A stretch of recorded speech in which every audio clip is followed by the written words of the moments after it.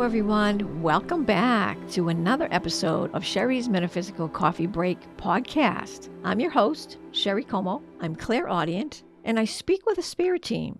And on this podcast, we talk about the emotion code, body code modality using muscle testing. If you're more of a video person, you can check out my YouTube channel, Energy Works, or you can search at The Energy Work. I hope you enjoy today's episode.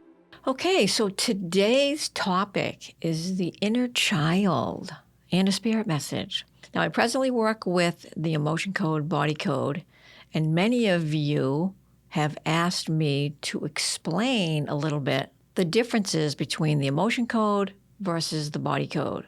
So the point of this work is to stay ahead of challenges and difficulties that we go through day to day by releasing the in general trapped emotions in the field of energy in our system with the emotion code. This only releases trapped emotions we find suppressed in the system. We can hold as many as 365 trapped emotions in the field of energy, believe it or not, at any given moment. And these weaken the system, the entire system as a whole. Then they settle in injured areas or weak areas of the body. And that includes the brain, like stroke victims. So once these trapped emotions have settled into an organ or a gland, we need to use the body code, not the emotion code. It goes deeper into the system looking for associated imbalances, meaning more than one organ or gland is imbalanced and it's setting off a dominoes effect. And that's what triggers more than one organ to be unhappy and imbalanced.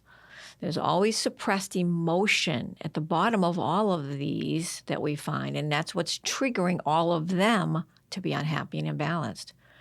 So most times, I usually only find 4 or 5 organs that are imbalanced, but on occasion I have found as many as 8 or 10 associated organs and glands that might be imbalanced. Again, triggering the one. This work helps the body as an assist to stay ahead of collecting trapped emotions. Your body is doing all the work. We're just assisting with the subconscious to locate the stuck energy. Collecting starts in childhood, even inherited, and it's carried over through ancestry, and it remains till we begin the process of energy balancing. Now, animals are no different. The only difference between them and us is they have no ego. They love unconditionally. Many of my long-term clients have gone through a lot of difficulties in their life and know it's a process.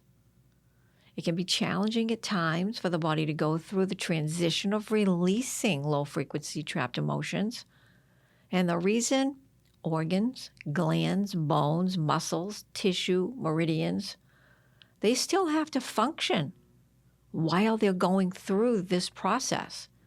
So as a result, they become taxed and fatigued. The body as a whole feels much better, but more than that, the body is still shifting. Okay, so using muscle testing, we can locate these stuck energies by communicating with the subconscious mind, using yes/no questions. They have to be specific, though. These are also contributing to the physical and emotional pain that one can feel, whether it's a person or an animal. So getting rid of these suppressed emotions is important in bringing the body back into balance. And the process, we're simply tuning into the subconscious, and it helps us locate the underlying root issues using the body code, or vice versa. We tune into the subconscious and locate suppressed, unprocessed, trapped emotions using the emotion code. So as we near the close of today's segment, it's a short segment today, my spirit team is bringing through a message about the inner child. And this is a very interesting subject. And I've meditated on this to give a little insight. So let's get centered and really still. You can do that with me if you like. Just breathe, full breaths, just slow and easy. So just give me a minute and I'll tune in. Okay, so my divine team is here, and I'm asking them a question. What is the inner child within us? What does that term actually mean? And this is their message. Dear child, we are here with you, always here to help you. The inner child is a very important part of the human being, not more important than the consciousness, but equal to. The inner child helps one to remain childlike and not get caught up in everyday life situations. It helps one continue on their journey without being overly serious when possible. The inner child is alive and well. It is a part of the human being that helps one be up-spirited and jolly. That's the inner child at play when you feel like that. It's like you've mentioned many times. People need to play as hard as they work. The inner child gives them that opportunity. Remaining connected with the inner child helps one be more playful, lighthearted, with childlike innocence. So in closing today, Divine Source, Creative Relatives, and my spirit team, do you have any further messages today as we continue?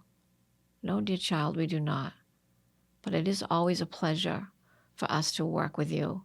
You are a vessel of light, and we love working with you. We will speak to you again soon. Love and light. Okay, that's all the time we have today. For more information on my work, go to the homepage of my website, energyworkstudio.com. A lot of information there. All right, everyone. Thanks, everyone, for tuning in. See you next time. Love and light frequencies coming your way.